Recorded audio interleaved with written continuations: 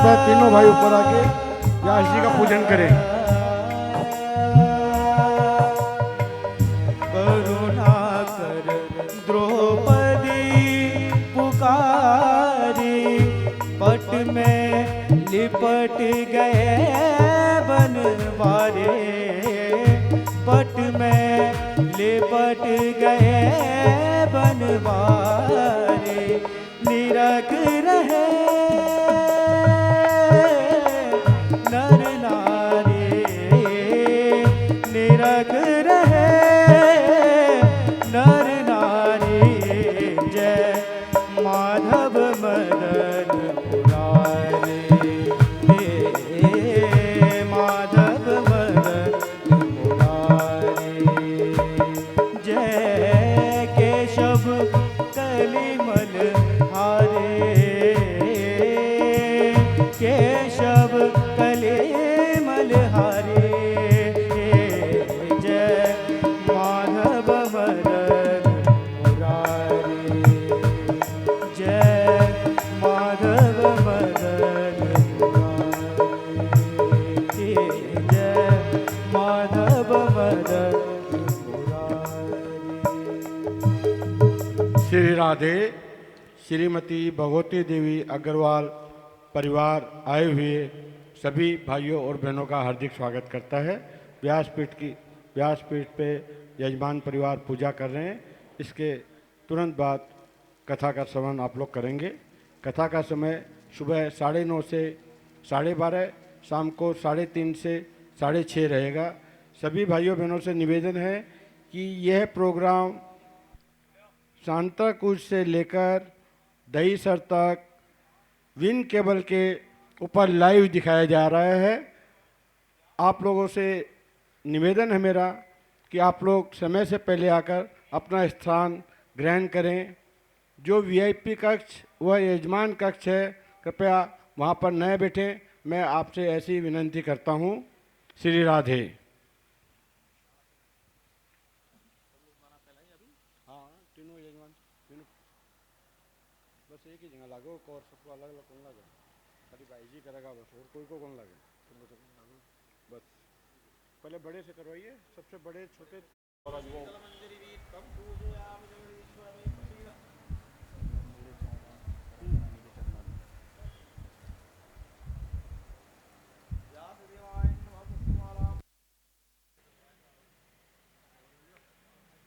पाठक जी एक भजन ले लीजिए छोटा सा।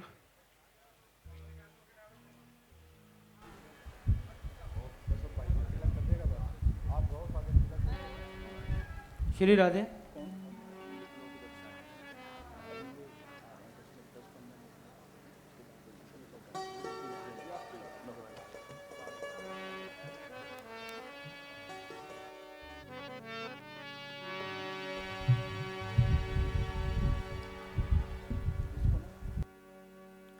जय जय श्री राधा रमन, जय जय नवल किशोर,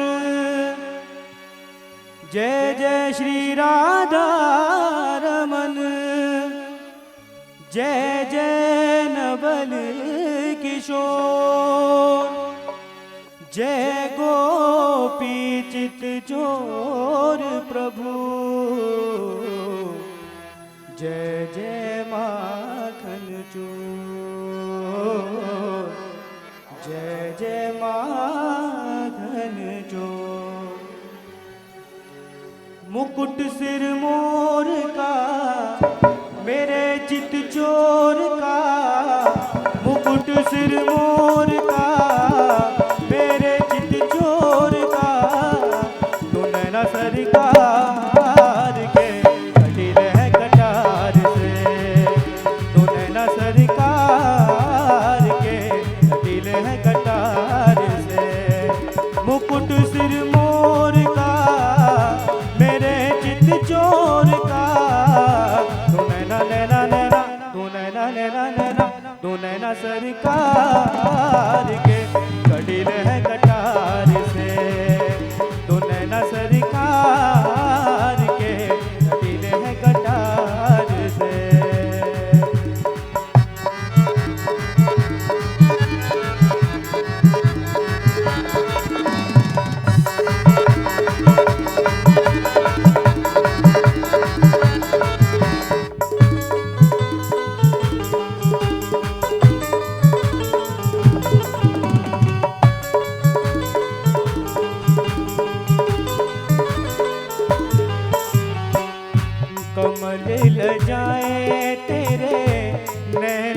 को देख के कमल लजाए तेरे नैनों को देख के। धूली घटाए तेरे गजरे की रेख पे, धूली घटाए तेरे गजरे की रेख पे। कि मुखड़ा निहार के सोचा गए हार के, कि मुखड़ा निहार के सोचा गए हार के। तू नैना नैना नैना, तू नैना नैना नैना, तू नैना सरकार के कटिल है कटार से। तू नैना सरकार के कटिल है कटार से। तू नैना सरकार के कटिल है कटार से। तू नैना सरकार के कटिल है कटार से।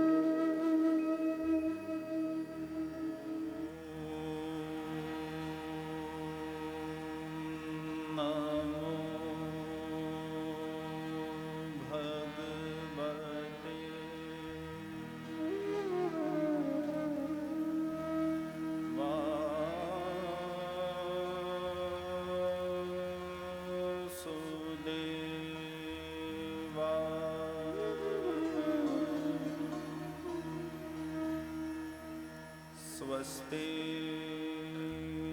श्री गणेशाय नमः।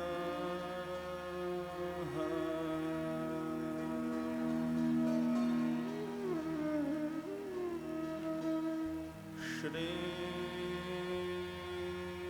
सरस्वत्यै नमः।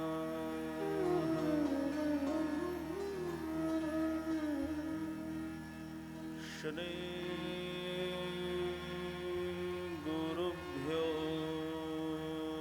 नमः।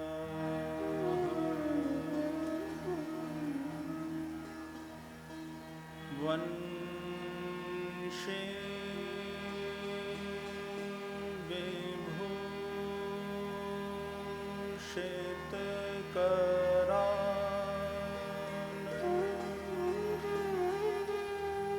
नवनीरदाभात्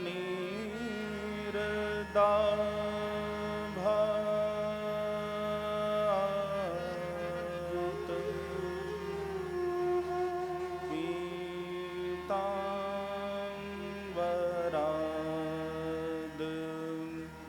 अरुणबिम्बफलाद्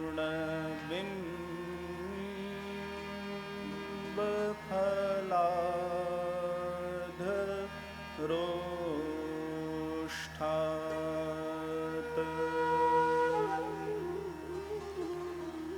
पूर्णेन्दुसुन्दरमुखाद्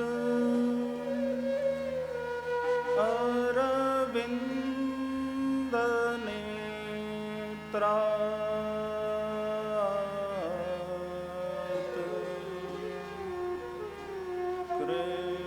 कृष्णात् परं किमपि तत्त्वमहम्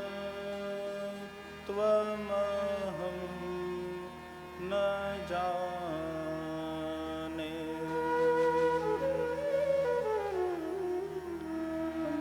कृष्ण त्वदीया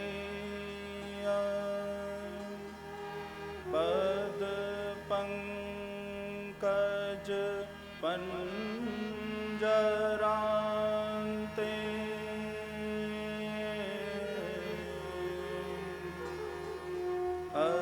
अद्यैव मे विशतु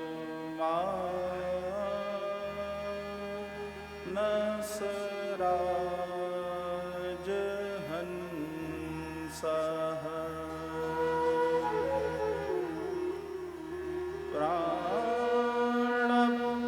प्राणप्रयाण समये कफवात पित्तै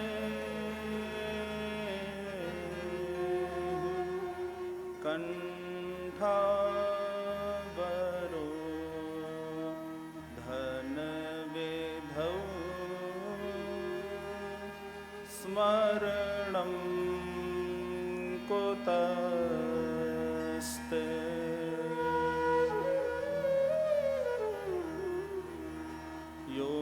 योऽन्तः प्रवेश्य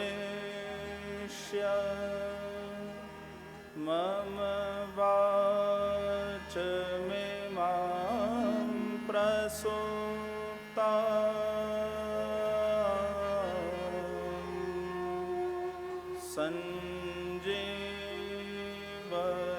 संजीवयत्य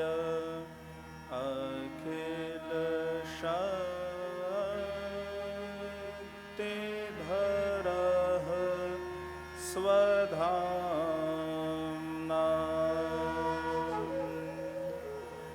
अन्यांश्च हस्तचरण श्रवणत्वगादि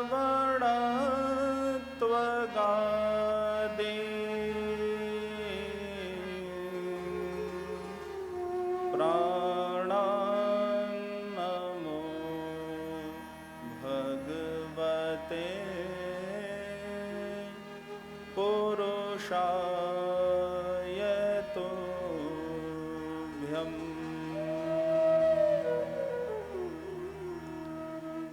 यं प्रव्रजन्त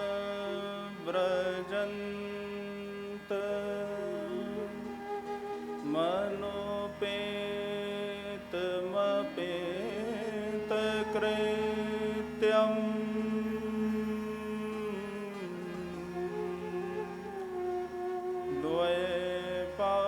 द्वैपायनो विरहकातर आजुहाव।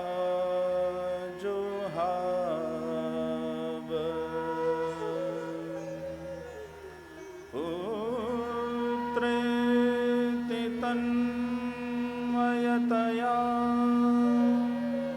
तरवोऽभिनेदो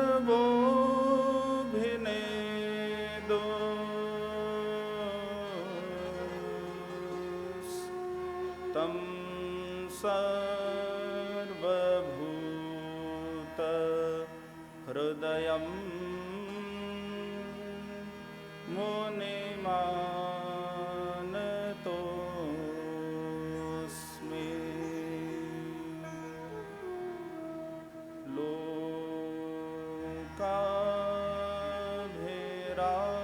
लोकाभिरामं रणरङ्गधीरम्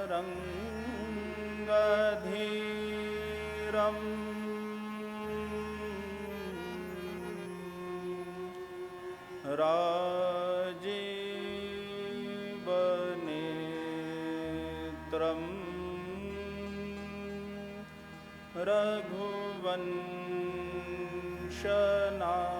रघुवंशनाथम्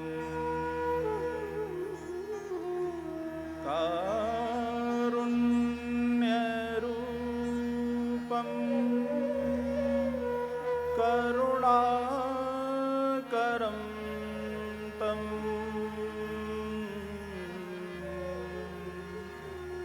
श्रीरामचन्द्रं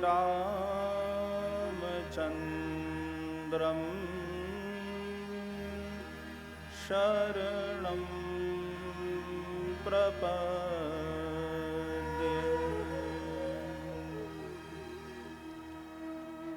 मनोजवं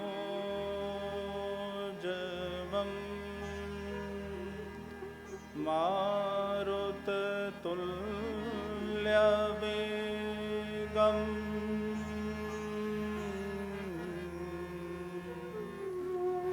जितेन्द्रियं बुद्धिमतां वरिष्ठम्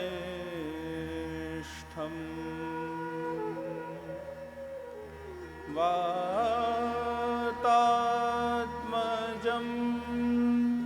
वानरयूथमुख्यम्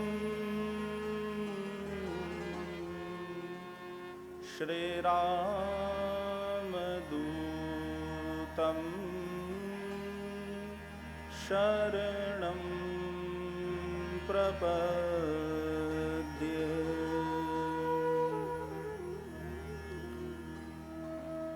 श्री वृंदावन बिहारी लाल की जय। श्री रामचंद्र भगवान की जय। श्री आंजनेय भगवान की जय। श्री सद्गुरुदेव भगवान की जय। श्री नीम करौली भगवान की जय। ओ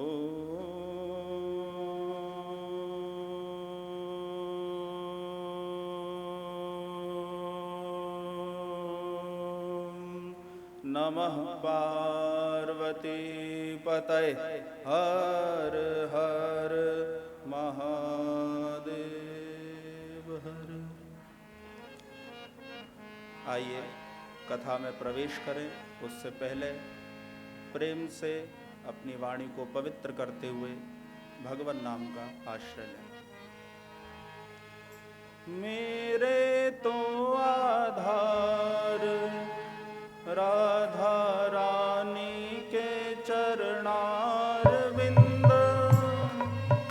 आधार राधा रानी के चरणारविंद। मेरे तो आधार राधा रानी के चरणारविंद। मेरे तो आधार राधा रानी के चरणारविंद। राधा के चरणारविंद माधव के चरणारविंद। राधा के चरणारविंद माधव के चरणारविंद। राधा के चरणारविंद माधव के चरणारविंद। राधा के चरणारविंद माधव के चरणारविंद। मेरे तो आधार राधा रानी के चरणारविंद। मेरे तो आधार राधा रानी के चरणारविंद। मेरे तो आधार श्यामा श्याम के चरणारविंद। मेरे तो आधार श्यामा श्याम के चरणारविंद। श्याम के चरणारविंद श्यामा के चरणारविंद। श्याम के चरणारविंद श्यामा के चरणारविंद। श्याम के चरणारविंद श्यामा के चरणारविंद। श्याम के चरणारविंद श्यामा के चरणारविंद। मेरे तो आधार श्यामा श्याम के चरणारविंद। मेरे तो आधार ताली बजा के प्रेम से। श्याम के चरणारविंद। मेरे तो आधार राजा राम के चरणारविंद।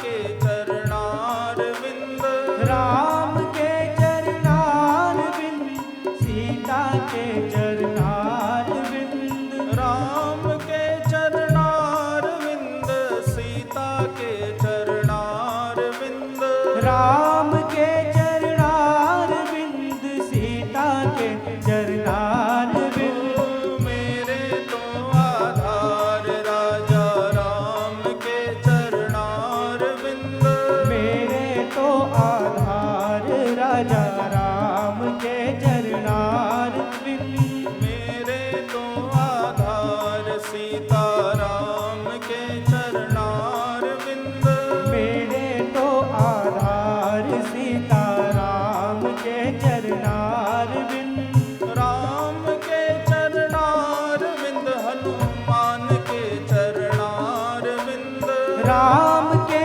चरणार बिंद, हनुमान के चरणार बिंद, राम के चरणार विंद, हनुमान के चरणार विंद, राम के चरणार बिंद, हनुमान के चरणार बिंद, मेरे तो आधार राधे श्याम के चरणार विंद, मेरे तो आधार राधे श्याम के चरणार बिंद, मेरे तो आधार श्यामा प्यारी के चरणार विंद, मेरे तो आधार श्यामा प्यारी के चरणार बिंद, प्यारी के चरणार विंद, न्यारी के चरणार विंद, प्यारी के चरणार बिंद, न्यारी के चरणार बिंद, प्यारी के चरणार विंद,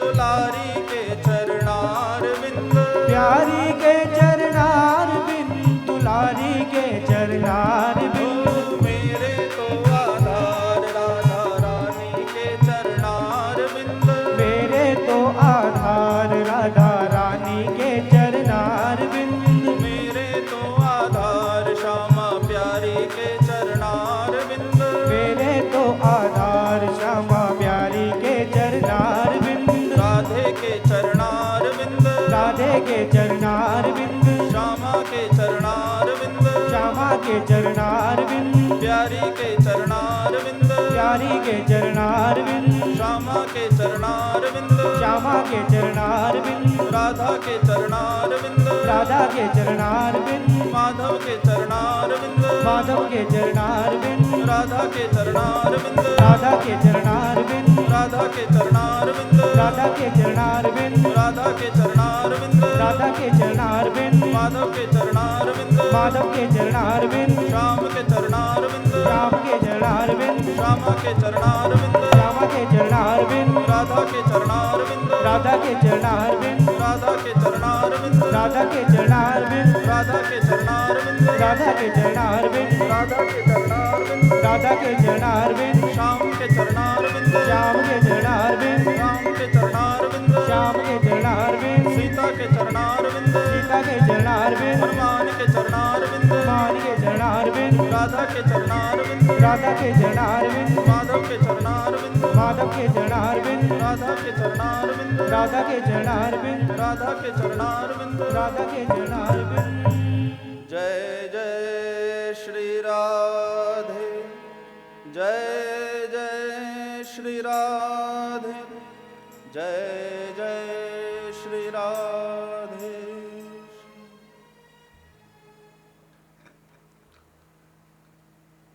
परम मंगलमय परात्पर अखिलेश्वर अकारण करुण करुणा वरुणालय भक्तवांछा कलतरु भवाब्दिपोतम श्री ब्रजजन वंदन श्री वृंदावन चंदन श्री यशोदानंदन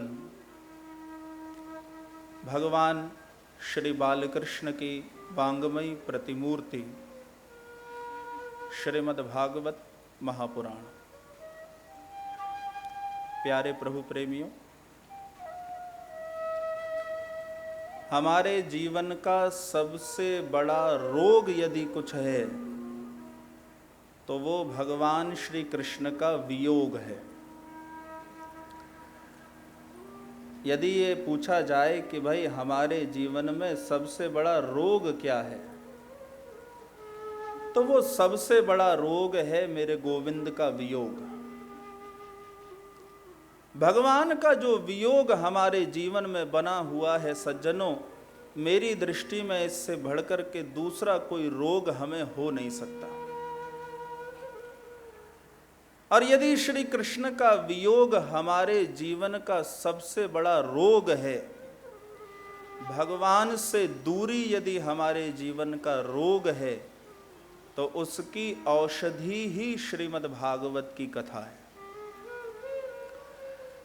जैसे संसार में हमें कोई शारीरिक रोग हो तो उस रोग के शमन के लिए हम औषधि का पान करते हैं।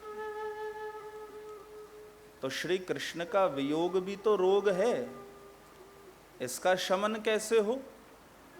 बोले इसका शमन तो श्रीमद् भागवत कथामृत पान के द्वारा होता है। ये भागवत उपदेश ना समझना, ये भागवत आपके लिए मेरे लिए औषधि है। जिस मनुष्य ने अपने जीवन में कभी श्रीमद् भागवत की कथा को ना सुना, जिसने अपने जीवन में कभी भी गौ सेवा ना की, जिसने अपने जीवन में कभी किसी ब्राह्मण के मुख में भोजन रूपी आहुति न डाली, तो ऐसे मनुष्यों का जीवन इस पृथ्वी पर केवल भार के समान है। हमारे शास्त्र कहते हैं कि ऐसे मनुष्यों का जन्म तो वृथा ही चला गया। वे जन्म लेके क्यों आए, ये स्वयं विधाता को ना समझ में आया कि इनको किस लिए भेज दिया इस धरती पर। ये तो मात्र जैसे कोई पर्वत इस धरती का भार हो, जैसे कोई शिला इस धरती के लिए भार हो, ऐसा मनुष्य भी केवल इस धरती के लिए विधाता की दृष्टि में भार के ही समान होता है, इससे ज्यादा कुछ नहीं। तेषा वृथा जन्म गतम नराणाम, उन मनुष्यों का जन्म तो वृथा ही चला गया। भैया, भगवान का वियोग ही हमारा रोग है, और ये श्रीमद् भागवत की कथा औषधि है। अब हम किसी वैद्य के पास जाएं, किसी डॉक्टर के पास जाएं, हम अस्वस्थ हों, बीमार हों, और वो वैद्य अथवा डॉक्टर हमारे रोग के बारे में जाने, तो फिर हमको औषधि दे, और हम उस औषधि की शीशी को घर में ले आएं, और फिर उस औषधि की शीशी का पूजन करें, उसका तिलक करें, फिर उसको सुंदर सी माला पहनाएं और कहें कि हे औषधि, हमारे रोग को ठीक कर दो, दूर कर दो। तो औषधि कहेगी कैसा पागल है, हैं? अरे ढक्कन खोल, अपने मुख में डाल, तेरे अंदर जाऊंगी तब तो तेरे रोग को दूर करूंगी। तूने मुझे माला पहना दी, क्या इससे तेरा रोग दूर हो जाएगा? तो उस रोग को दूर करने के लिए सज्जनों औषधि का पान करना पड़ेगा।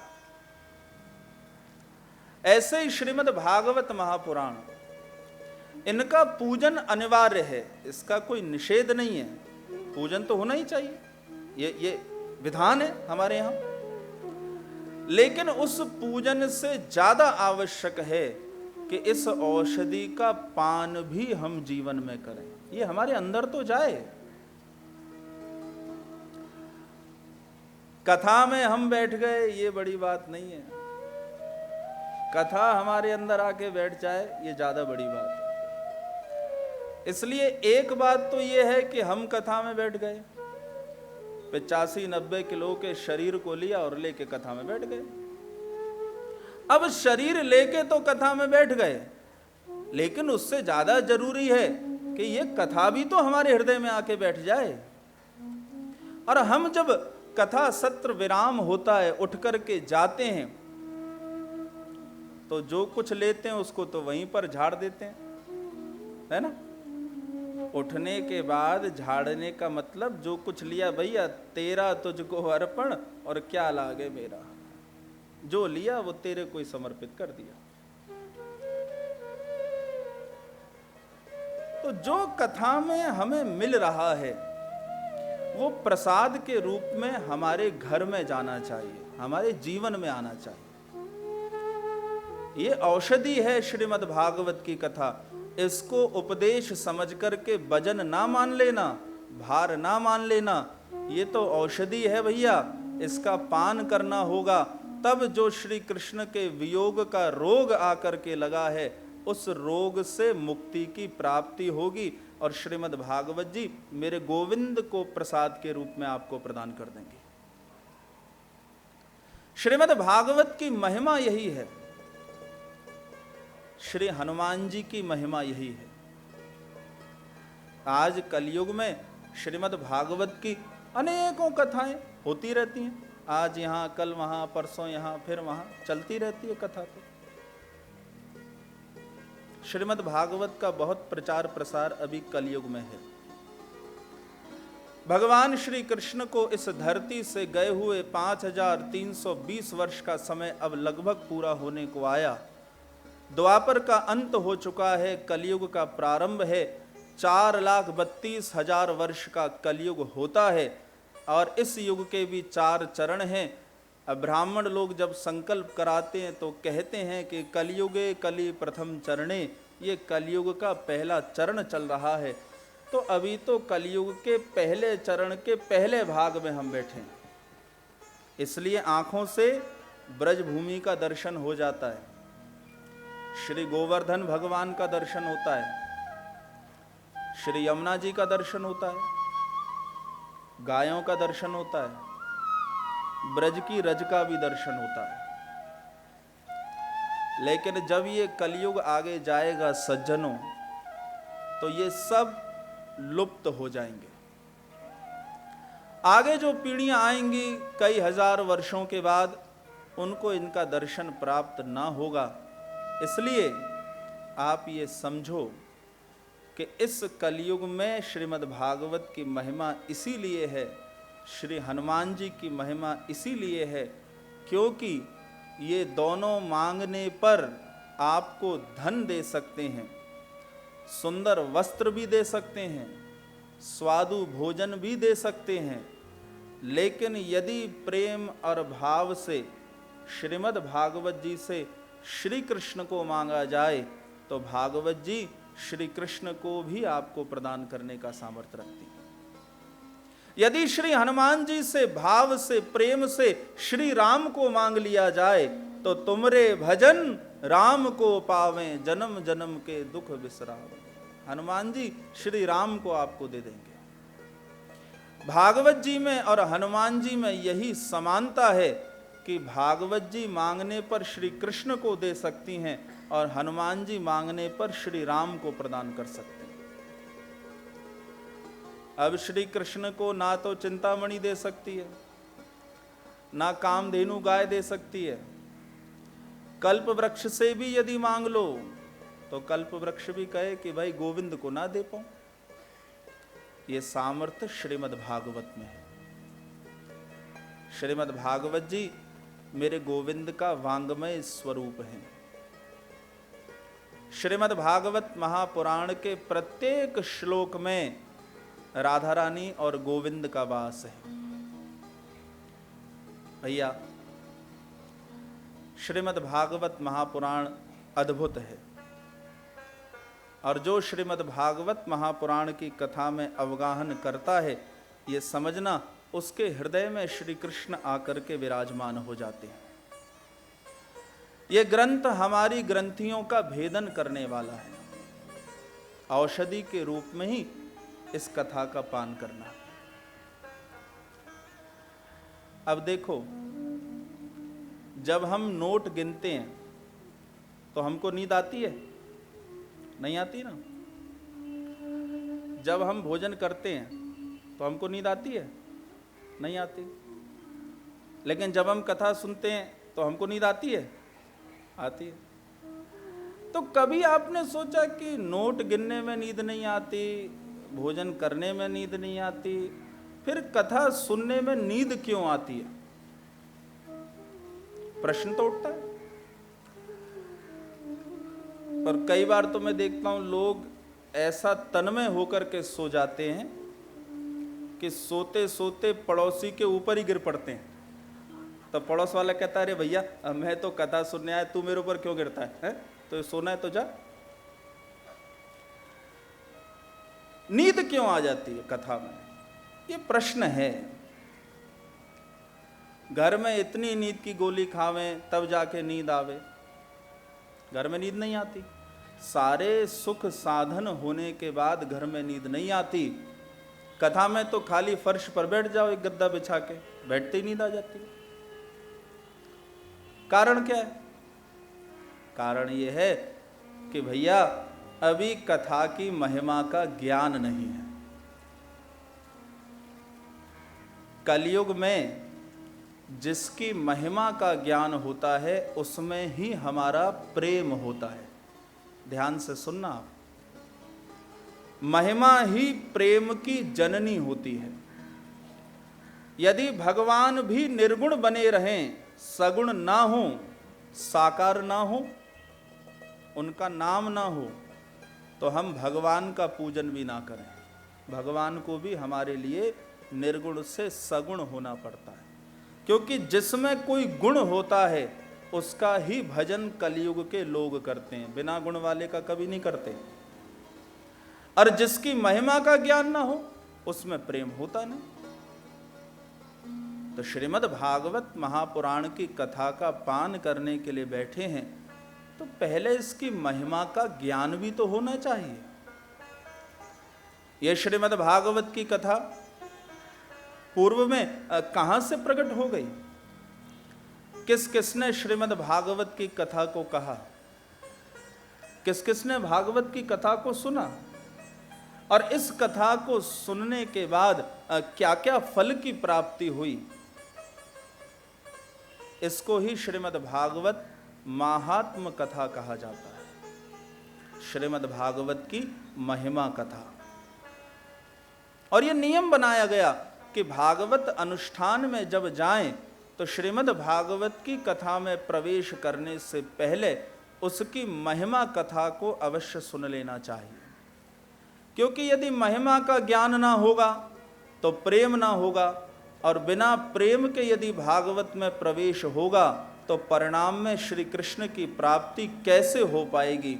इसलिए ये नियम बनाया गया कि पहले महात्म की कथा को सुनो, इसके महत्व को जानो, इसकी महिमा को समझो, और महिमा का बोध जब होगा तो प्रेम होगा, और तब भागवत के प्रथम स्कंद में प्रवेश होगा।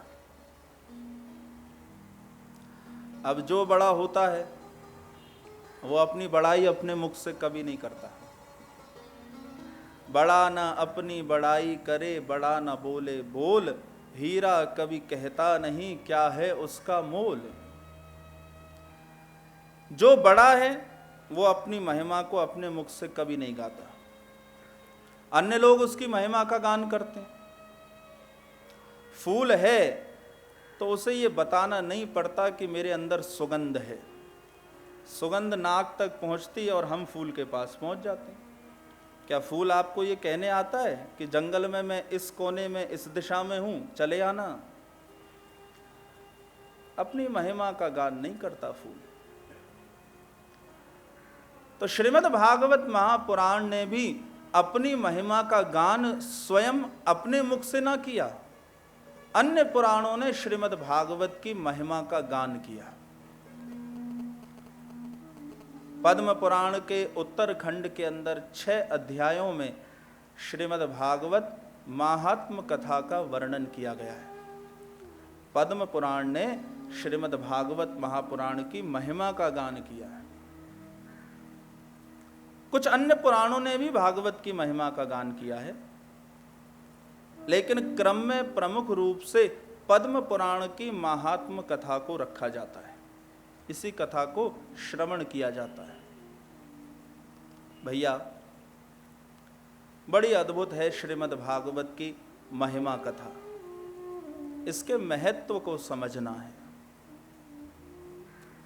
श्रीमद् भागवत महात्म के अंदर हम प्रवेश करें। प्रथम श्लोक में भगवान श्री वेदव्यास ने भगवान श्री नंद नंदन का वंदन किया। सच्चिदानंद रूपाय विश्वोत्पत्त्यादि हेतवे तापत्रय विनाशाय श्री कृष्णाय वयम नुमः। ये श्लोक बड़ा अद्भुत है। भगवान का पूर्ण परिचय इस श्लोक में कराया गया है।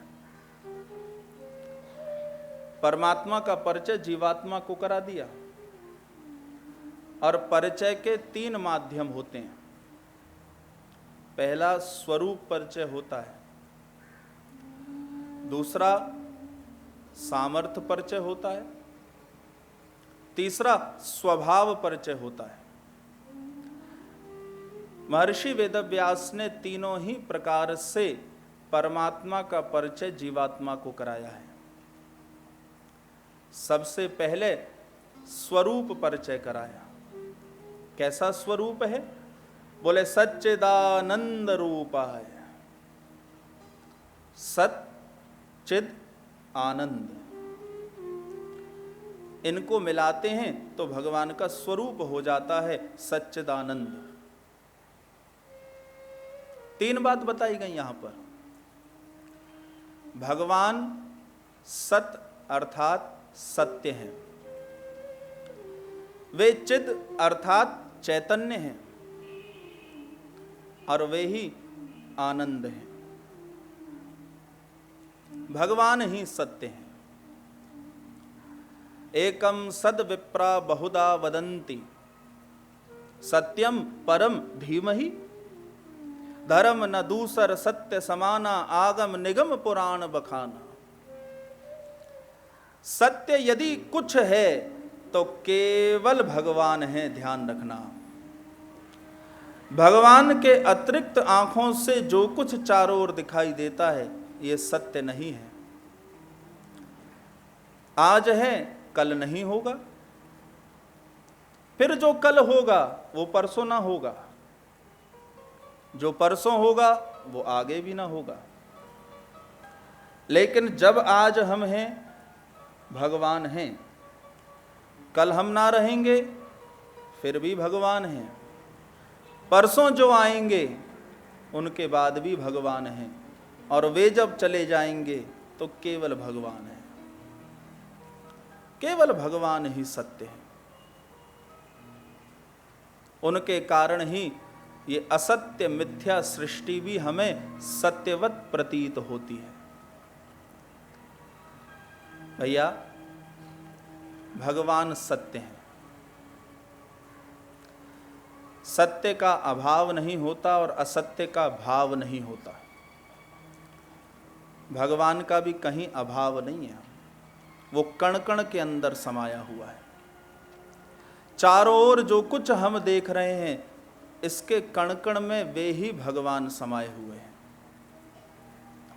वे सत्य हैं। अतीत में, आगत में, अनागत में, भूत में, वर्तमान में, भविष्य में केवल वे ही सत्य हैं। और वो सत्य जड़ नहीं है, चिद, वो सत्य चैतन्य है। वो सत्य प्रकाशमान है, वो सत्य ज्ञान है। भगवान चैतन्य है, सत्य है, चैतन्य है, लेकिन फीके नहीं हैं, वे आनंद हैं। हम लोग जब श्रीमद् भागवत में श्री कृष्ण जन्म के बाद नंदोत्सव को मनाते हैं तो बड़े प्रेम से गाते हैं ना कि नंद घर आनंद भयो जय कन्हैया लाल की। हाँ, और भागवत की कथा होती है तो लोगों को तो लगता है कि पहले दिन ही कथा सीधे श्री कृष्ण जन्म नंदोत्सव पर पहुंच जाए। हम 3 दिन तो निकालना जरा कठिन ही होता है, मन तो चौथे दिन से ही लगता है। 3 दिन लगता है कि चलो ठीक है भाई, यदि मंदिर में भगवान का दर्शन करना है तो सीढ़ियां तो चढ़नी ही पड़ेंगी, और सीढ़ियों को छोड़कर के भगवान का दर्शन कभी होता नहीं, इसलिए 3 दिन तो निकालने ही पड़ेंगे। हाँ, तो नंद घर आनंद भयो जय कन्हैया लाल के, नंद घर आनंद भयो, वे आनंद हैं, हम सबके अंदर हैं। जिसे हम बाहर खोज रहे हैं वो हमारे अंदर ही है। जब आप नेत्र बंद करोगे, ध्यान लगाओगे तो पाओगे कि वो हमारे अंदर ही है, वो बाहर कहाँ है। लेकिन वो आनंद जो भगवान हैं वो सत्संग के द्वारा ही जीवन में प्राप्त होता है। दूध में जैसे मक्खन हो लेकिन दिखाई ना दे, मंथन के बाद मक्खन प्राप्त होता है, ऐसे ही जब सत्संग के अंदर हमारा मनोमंथन होता है सज्जनों, तो उसके बाद ही आनंद के रूप में भगवान की हमें प्राप्ति होती है। संसार के साधनों से हमें जो मिलता है वो आनंद नहीं है, वो केवल सुख है। मनवांछित कुछ हो जाता है जीवन में, वो आनंद नहीं है, वो हर्ष है। सुख है तो दुख भी आएगा, और हर्ष है तो शोक भी आएगा, लेकिन आनंद का उल्टा तो कुछ होता ही नहीं है। हर्ष, सुख, इससे ऊपर की अवस्था ही आनंद कहलाती है। आनंद ही भगवान है, और जो आनंद भगवान के नाम से, भगवान की कथा से मिलता है, वो संसार के किसी भी साधन से हमें कभी मिल नहीं सकता। वे आनंद हैं। भगवान की सत शक्ति से कर्म होता है, उनकी चिद शक्ति से ज्ञान होता है, और उनकी आनंद शक्ति से ही भक्ति होती है। ऐसी महिमा भगवान की है। अब देखो, श्री कृष्ण श्रीमद् भागवत में भी हैं, वे भगवत गीता में भी हैं, वे महाभारत में भी हैं। आपने कभी मन में विचार किया कि एक ही श्री कृष्ण 3 स्थानों पर हैं, तो इन तीनों श्री कृष्णों में क्या अंतर हो सकता है? थोड़ा सोचो आप, क्या अंतर होगा इन तीनों श्री कृष्णों में? एक महाभारत में है, एक गीता जी में है, एक भागवत जी में है। क्या अंतर होगा भैया?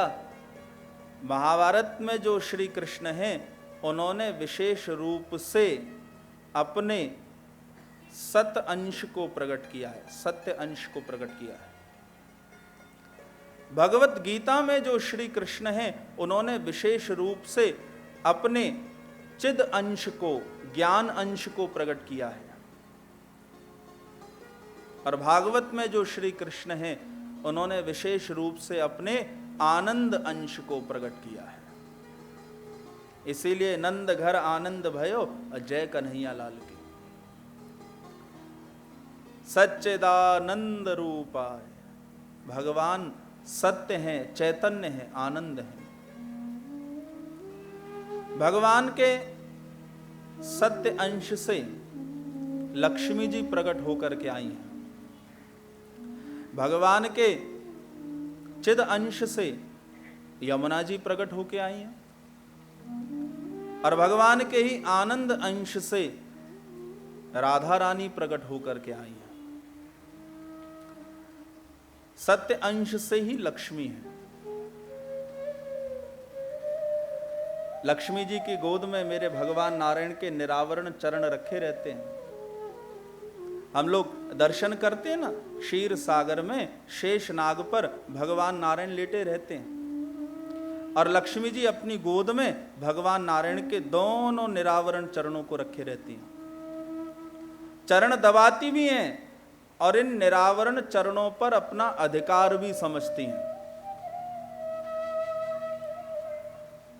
भगवान श्री कृष्ण जब ब्रज भूमि में आए अवतार लेकर के, तो उन्होंने ब्रज भूमि में कभी भी अपने चरणों में पादुकाएं नहीं पहनी। इसका रहस्य क्या है? मेरे गोविंद ने ब्रज में चरण पादुकाओं को धारण क्यों ना किया? भैया, भगवान नारायण की दो मुख्य पत्नियां हैं, एक हैं श्रीदेवी और दूसरी हैं भूदेवी। श्रीदेवी लक्ष्मी है, भूदेवी ये धरती है। जो निरावरण चरण लक्ष्मी ने कसकर के पकड़ रखे हैं, अपनी गोद में रखे हुए हैं, जिन चरणों को वो दिन रात दबाती रहती हैं, तो उनके मन में यही भाव रहता है कि ये भगवान के निरावरण चरण किसी दूसरे को प्राप्त ना हो। लेकिन देखो, भगवान जब अवतार लेके आए तो उनको लगा कि ऐसे तो आपस में झगड़ा हो जाएगा। लक्ष्मी को निरावरण चरण मिले हैं, श्रीदेवी को मिले हैं, और यदि भूदेवी को ना दिए तो झगड़ा हो जाएगा ना सब है। तो दोनों ही पत्नियों का समान सम्मान रखना है। इसलिए भगवान श्री कृष्ण जब अवतार लेकर के आए तो उन्होंने ब्रजभूमि में चरण पादुकाओं को धारण ना किया, क्योंकि जो निरावरण चरण लक्ष्मी ने कस के पकड़ रखे हैं, भगवान ने उन्हीं निरावरण चरणों का स्पर्श इस भूदेवी को भी प्रदान किया। यह भगवान के द्वारा किया गया न्याय है। श्रीदेवी के पास भी निरावरण चरण और भूदेवी के पास भी निरावरण चरण। तो ये लक्ष्मी जी जो हैं, ये भगवान की सत्य शक्ति से प्रकट हुई हैं। चिद शक्ति से श्री यमुना जी हैं और आनंद शक्ति से ही श्री राधा रानी है। हमारी आत्मा श्री कृष्ण है और श्री कृष्ण की आत्मा ही श्री राधा रानी है। राधा के बिना तो मेरे गोविंद अधूरे हैं। इसलिए गोविंद का नाम जब लेना तो पहले हमारी किशोरी जी का नाम लेना। और देखो, राधा रानी जो हैं वो ठाकुर जी से आयु में 11.5 महीना बड़ी हैं। इतना अंतर है दोनों में है? तो राधा रानी का नाम पहले लेना होगा, तब गोविंद का नाम लेने से पूरा फल मिलेगा। और यदि कहीं गोविंद का नाम लिया तो हम तो गोविंद का नाम लेंगे, लेकिन गोविंद जिसका भजन कर रहे हैं उनका ध्यान तो उन्हीं में लगा रहेगा। इसलिए उनके साथ जब किया गया प्रणाम होता है तो श्री कृष्ण के भजन का पूर्ण फल हमको प्राप्त होता है। सच्चिदानंद रूपाय, भगवान सत्य हैं, चैतन्य हैं, आनंद है, उनका अद्भुत स्वरूप है। स्वरूप परिचय कराया, उसके बाद उनका सामर्थ्य परिचय कराया। विश्वोत्पत्त्यादि हेतवे, भगवान का सामर्थ्य क्या है? बोले वे इस विश्व की उत्पत्ति करते हैं, इसका पालन करते हैं, इसका संहार करते हैं। वे ब्रह्मा के रूप में इसकी उत्पत्ति करते हैं, विष्णु रूप में इसका पालन करते हैं और शिव रूप में इसका संहार कर देते हैं। लेकिन भगवान को अपनी उत्पत्ति में मोह नहीं होता, इसके पालन में उनको कोई अहम भी नहीं होता, और इसके संहार में भगवान को शोक नहीं होता। हमें अपनी संतान में मोह होता है, उत्पत्ति में मोह है, उसके पालन में अहम भी होता है कि हम इसको पालने वाले हैं, और उसके लय में शोक भी होता है। लेकिन ना तो भगवान को उत्पत्ति में मोह है, ना पालन में अहम है, ना इसके संहार में कोई शोक है। वे विश्व की उत्पत्ति करते हैं, पालन करते हैं, संहार करते हैं, फिर उत्पत्ति करते हैं, फिर पालन करते हैं, फिर संहार कर देते हैं। जैसे रेत में कोई घर बनाए, उसको बिगाड़ दे, फिर बनाए, फिर चलाए, फिर बिगाड़ दे, भगवान भी बैठकर के इसी प्रकार से खेल करने में लगे रहते हैं। भगवान नारायण क्षीर सागर में लेटे हैं शेष नाग पर, लक्ष्मी जी उनके चरणों को दबा रही हैं और भगवान नारायण के नेत्र जैसे ही खुले, ब्रह्मा जी ने इस सृष्टि की उत्पत्ति कर दी। पलकें हिली, सृष्टि का पालन होने लगा, चलने लगी सृष्टि। और जैसे ही पलकें बंद हुई, सृष्टि का संहार हो गया। विश्वोत्पत्त्यादि हेतवे, बस इतना सा ही खेल है परमात्मा के लिए। हम लोग कहते हैं कि अरे प्रभु आओ प्रकट होके हमें दर्शन दो, हमें भगवान मिल जाए। हाँ, यही मन में रहता है, मिल जाए भगवान।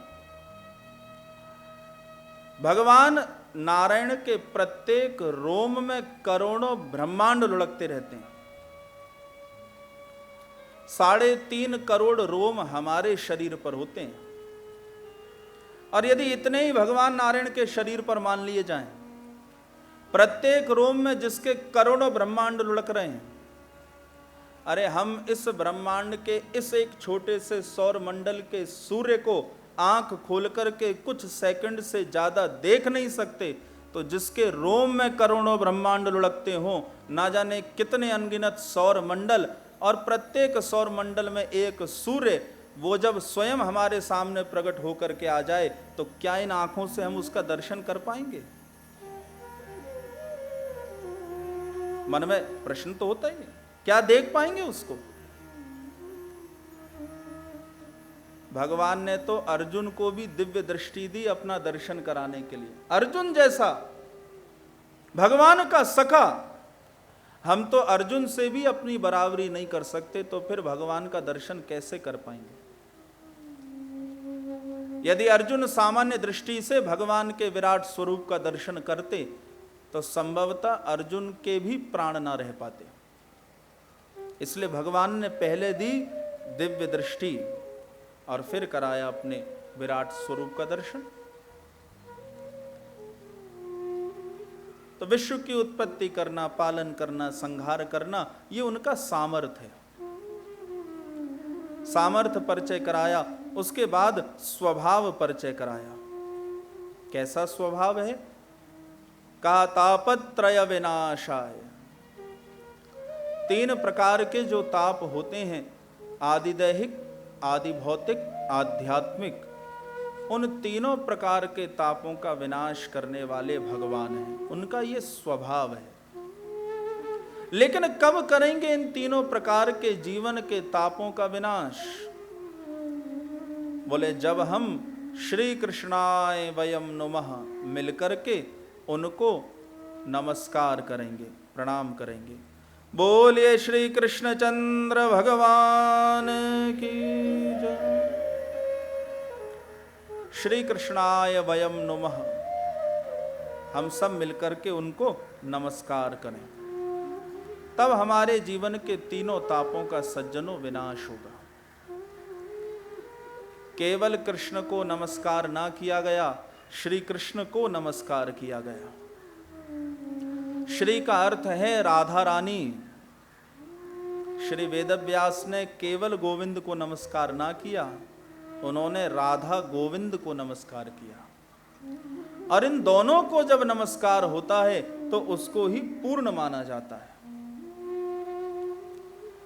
भगवान को भजनीय यदि कोई बनाने वाली हैं तो वो श्री राधा रानी है। राधा रानी के कारण ही गोविंद का भजन हम करते हैं, उनको भजनीय बनाने वाली शक्ति है। आह्लादनी शक्ति है श्री कृष्ण की राधा रानी। और श्री राधा रानी के चरणों में ऐसा प्रेम मेरे गोविंद का कि वे श्री किशोरी जी के मोर के पंख को सदा अपने मुकुट में धारण करके रखते हैं। और जब मेरे गोविंद को श्री किशोरी जी का दर्शन करना होता है तो वे उस मोर पंख को निकालते हैं और उस मोर पंख में बनी आंख में मेरे गोविंद को राधा रानी का दर्शन होने लग जाता है। दर्शन किया, फिर लगा लिया अपने मुकुट में। वन में गए गौचारण के लिए, फिर दर्शन की इच्छा हुई, फिर निकाला मोर पंख, सामने किया, मोर पंख के अंदर किशोरी जी का दर्शन होने लगा। राधा रानी इस मोर को अपने पास क्यों रखती हैं?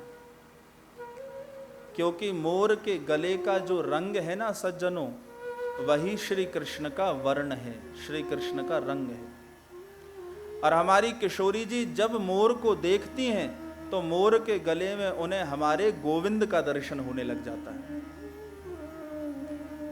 वे मोर को रखती हैं अपने पास।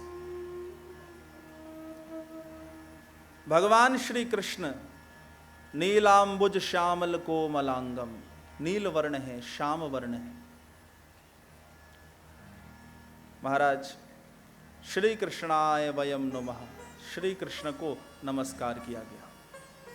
और श्री वेदव्यास जी ने अकेले नमस्कार ना किया, वयम माने हम सबको साथ लेकर के श्री कृष्ण को नमस्कार किया। अहम नहीं किया, वयम हम सबको साथ लेके, बहुवचन, श्री कृष्ण को नमस्कार किया। भगवान को हम नमस्कार करते हैं ना, प्रणाम करते हैं, कुछ बातों का ध्यान रखना आप।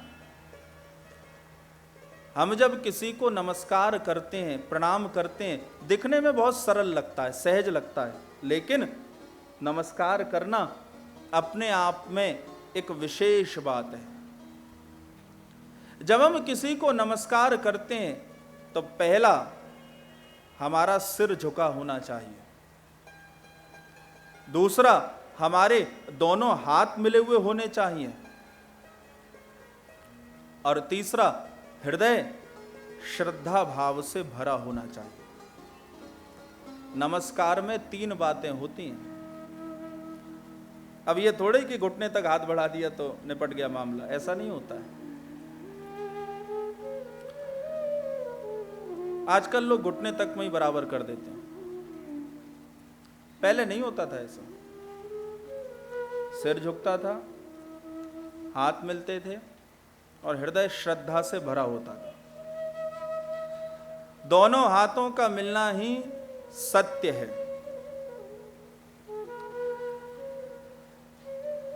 सिर का झुकना चिद है और हृदय का श्रद्धा भाव से भरना ही आनंद है। दोनों हाथ जब हम मिलाते हैं तो ये सत्य क्या है? बोले जीवात्मा और परमात्मा दोनों एक हैं भैया, ध्यान रखना। सामने वाले को भी कहते हैं, अपने को भी याद दिलाते हैं, जीवात्मा और परमात्मा एक है। ये हाथ मिलने पर सत्य समझ में आता है जीवन का। यहां मस्तिष्क है, ज्ञान से भरा हुआ है। चिद का अर्थ ही ज्ञान होता है, इसका झुकना ही चिद का प्रतीक है, ज्ञान का प्रतीक है। और हृदय जो श्रद्धा भाव से भरा हुआ है वो आनंद का प्रतीक है। तो जब हम नमस्कार करते हैं वो नमस्कार भी सच्चिदानंद होना चाहिए। यदि नमस्कार सच्चिदानंद नहीं होगा तो उस नमस्कार का फल प्राप्त नहीं होगा, उसको अधूरा माना जाएगा। तो भैया घुटने तक ना निपटाना, पूरा ही कर लेना, पूरा कर लेना नमस्कार। श्री कृष्णाय वयम नमः। हम लोग जब अपने जीवन में श्री कृष्ण को नमस्कार करते हैं, भगवान के मंदिर में जाते हैं, उनको प्रणाम करते हैं, कुछ छोटी छोटी बातों का ध्यान रखें। जिस समय भगवान का भोग लग रहा हो उस समय भगवान को नमस्कार नहीं करना चाहिए। जिस समय भगवान सो रहे हों उस समय भी भगवान को नमस्कार नहीं करना चाहिए। एक हाथ से भगवान को नमस्कार किया नहीं जाता। जिस समय भगवान का भोग लग रहा हो नमस्कार ना करना, सो रहे हो उस समय भी नमस्कार ना करना, और एक हाथ से उनको नमस्कार नहीं किया जाता। यदि हम उस समय नमस्कार करेंगे तो भगवान को भोग बीच में ही छोड़ना पड़ेगा, क्योंकि वे सोच में पड़ जाएंगे कि मेरा भक्त मुझे नमस्कार कर रहा है तो इसको ऐसा कौन संकट आया कि इस समय ये मेरे पास आया है। तो भगवान भोग को छोड़ करके हमारी ओर आएंगे और बीच भोग से भगवान को उठाना अपराध है।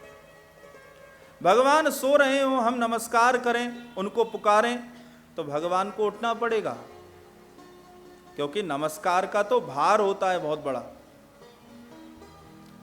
इसलिए वैष्णव सेवा में वहां नमस्कार का निषेध किया गया। जिस समय भगवान की आरती हो रही हो, भगवान सो रहे हो, भगवान का भोग लग रहा हो, उस समय भगवान की परिक्रमा भी नहीं लगानी चाहिए, इसका भी निषेध है। मैं कई मंदिरों में जाता हूं दर्शन करने, तो देखता हूं मंदिर में भोग लग रहा है, पर्दा लगा हुआ है, और कई भक्त आते हैं और आकर के मंदिर का घंटा सीधे ही बजा देते हैं। अब मंदिर का घंटा जैसे ही बजा तो फिर पुजारी जी को बाद में घंटी बजाने की जरूरत थोड़ी है, भगवान तो उसी समय भोग को छोड़ देंगे। अब हमने क्या सोचा, भाई अपने पास समय कम है और भगवान को पूरा दिन यहीं बैठना है, आते रहेंगे लोग, भोग लगाते ही रहेंगे, क्या कमी पड़ी है। लेकिन अपने को तो और भी जगह जाना है, तो आके सीधे घंटा मारा धड़ाम और कहा प्रभु समय नहीं हमारे पास, आपके पास तो बहुत समय, पा लेना बाद में। घंटा बजाना भी अपराध हो जाएगा। अब ये जो छोटी छोटी बातें हैं, दैनिक जीवन में हम भक्ति करते हैं तो इनका विवेक रखना चाहिए। जैसे हम अपने प्रति व्यवहार जो हो रहा है उसके लिए सचेत बने रहते हैं, ऐसे ही भगवान के साथ हम जो व्यवहार कर रहे हैं उसके प्रति भी हमें सचेत बना रहना चाहिए। भक्ति में भी सचेत रहना चाहिए, सावधान रहना चाहिए।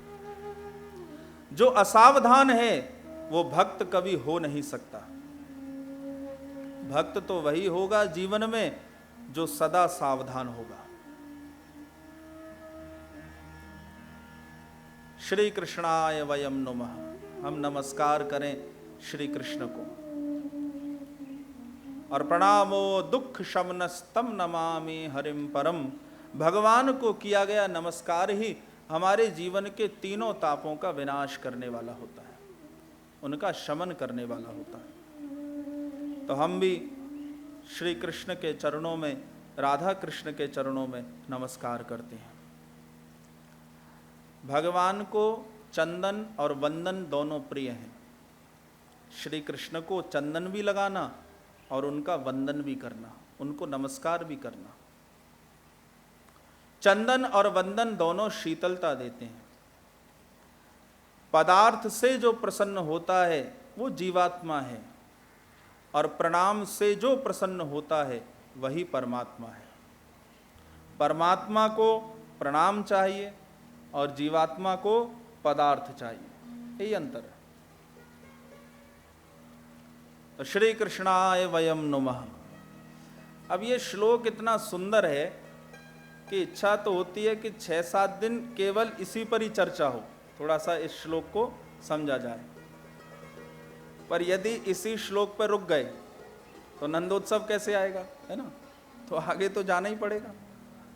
इसलिए फिर कभी इस श्लोक पर विस्तार से चर्चा की जाएगी। भगवान का ये पूर्ण परिचय है। सच्चिदानंद रूपाय विश्वोत्पत्त्यादि हेतवे तापत्रय विनाशाय श्री कृष्णाय वयम नमः। दूसरे श्लोक में श्रीमद् भागवत की कथा के कथयिता भगवान शुकदेव को नमस्कार किया गया। यम प्रव्रजन्तु मनुपेतमपेत कृत्यम द्वयपायनो विरह कातर आजुहाव पुत्रेति तन्मयतया तरवोभिनेदुस्तम सर्वभूत हृदयम मुनिमानतोस्मि। अद्भुत वंदना भगवान शुकाचार्य की गई। कैसे हैं शुकदेव जी?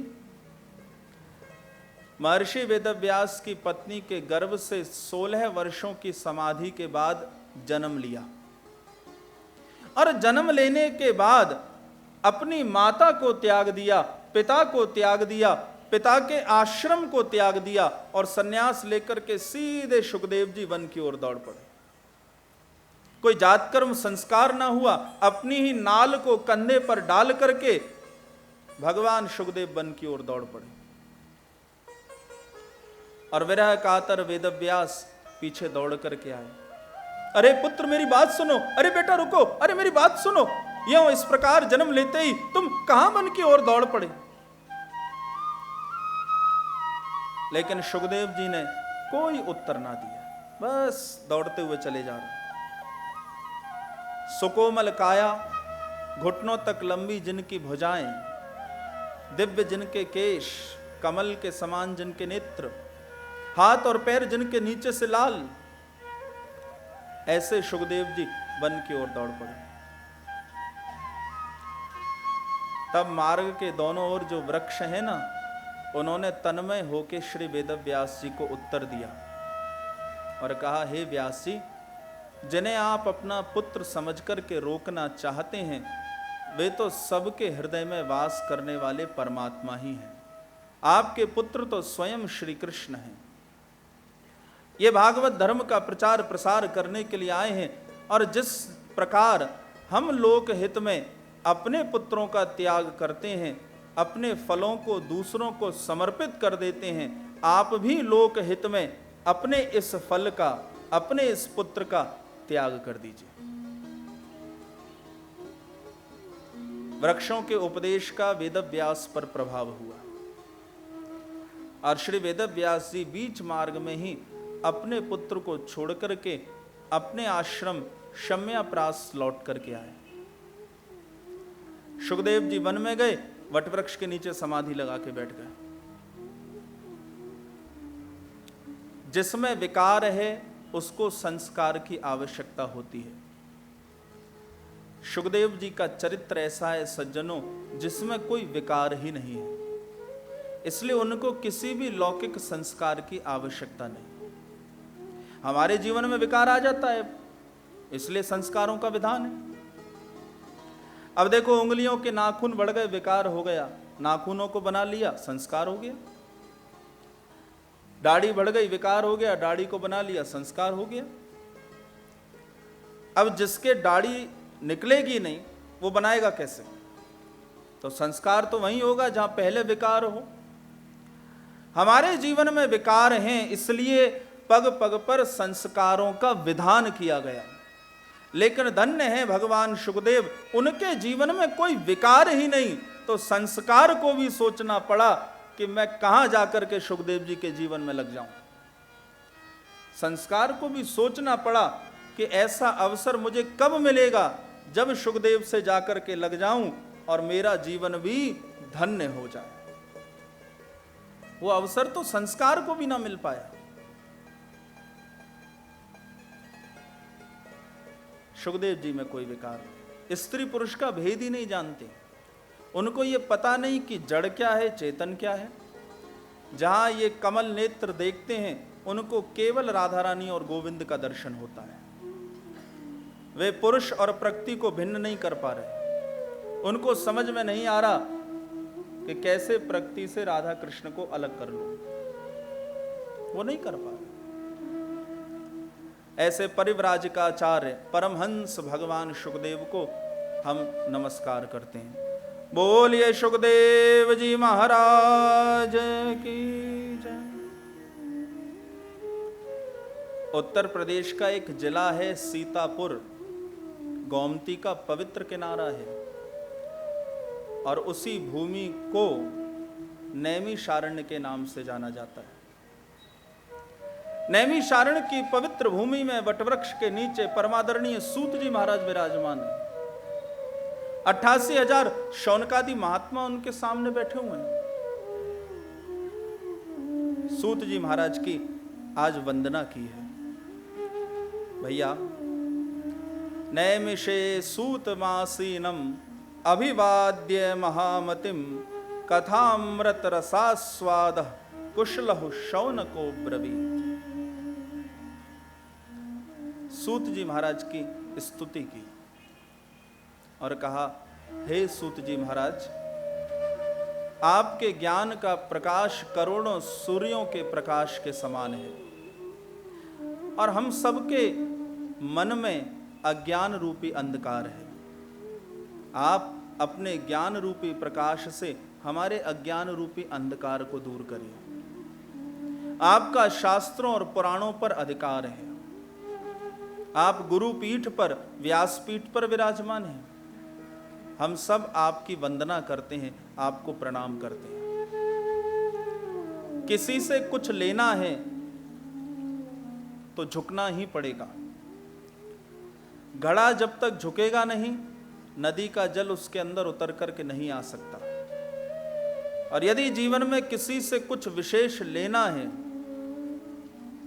तो उसके सामने झुकना पड़ता है। ये ऊंची जो व्यासपीठ बनाई जाती है, इसका अर्थ ही यही होता है कि कथा का प्रभाव ऊपर से नीचे की ओर हो और जो नीचे बैठे हैं वे उस प्रवाह को अपने अंदर धारण करें। यही इसका आशय। अब कहने वाले को तो नीचे बैठा दिया और स्वयं ऊपर बैठ गए। कहा महाराज कहो कथा। हाँ, तो अब नीचे से कितना भी प्रभाव ऊपर जाने का प्रयास करे वो ऊपर जाएगा नहीं, लौट करके नीचे ही आ जाएगा।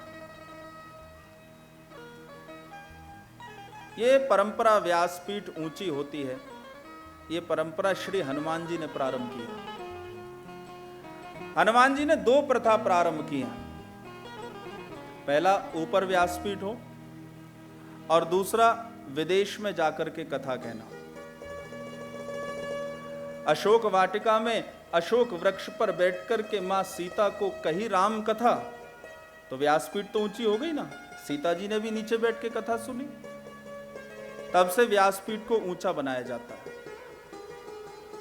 लव कुश भी जब भगवान श्री राम के दरबार में पहुंचे और उन्होंने श्री राम कथा का गान प्रारंभ किया, तो जैसे ही राम कथा प्रारंभ हुई सज्जनों, श्री राम अपने सिंहासन से सरक करके नीचे सीढ़ी पर बैठ गए। जैसे ही कथा थोड़ी आगे गई, एक सीढ़ी से उतर के प्रभु दूसरी सीढ़ी पर आ गए। लक्ष्मण जी तो टकटकी लगा करके देख रहे हैं और एक एक सीढ़ी उतरते उतरते एक अवस्था ये आ गई कि जिस आसन पर लव और कुश बैठे हुए हैं, श्री राम उससे नीचे भूमि पर आकर के बैठ गए और अपनी कथा का पान करना प्रारंभ कर दिया। इसको कहते हैं भगवान की कथा का आदर। इसको आदर कहते हैं। तो अशोक वाटिका में अशोक वृक्ष पर बैठ के कथा कही। और अशोक का जो वृक्ष होता है बड़ा दिव्य होता है। उसके फूल में इतनी सुगंध होती है सज्जनों कि कई किलोमीटर दूर तक वो सुगंध समझ में आ जाती है।